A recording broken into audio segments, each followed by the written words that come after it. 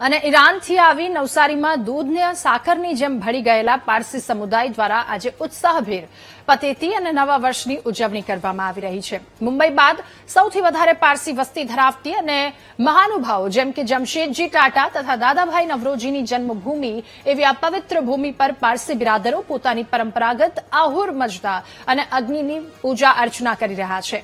અગ્નિને પોતાના ઇષ્ટદેવ માનનાર સમાજના લોકો વિશ્વ શાંતિનો સંદેશો પાઠવી રહ્યા છે, જે તેમના સમૃદ્ધ ઐતિહાસિક વારસા અને આગવી રૂઢી પરંપરાઓ પ્રત્યેની એમની અતૂટ શ્રદ્ધાને જીવંત રાખે છે।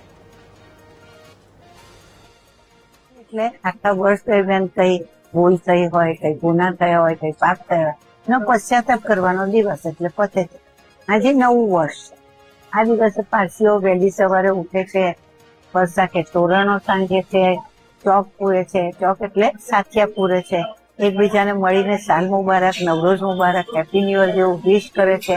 આતશબારા મને 11 સરસ મજાના તૈયાર થઈને દર્શન કરવા માટે આવે છે। સુખડ અને બાવળની કાઠી અર્પણ કરે છે। એ રીતે સુખડની સુગંધ આપણે કહીએ તો ચારે દિશામાં પ્રસરે છે, એ જ રીતે પારસીઓની પણ સુવાસ વિશ્વમાં ચારે કોર પ્રસરતી રહે એવી અપેક્ષા।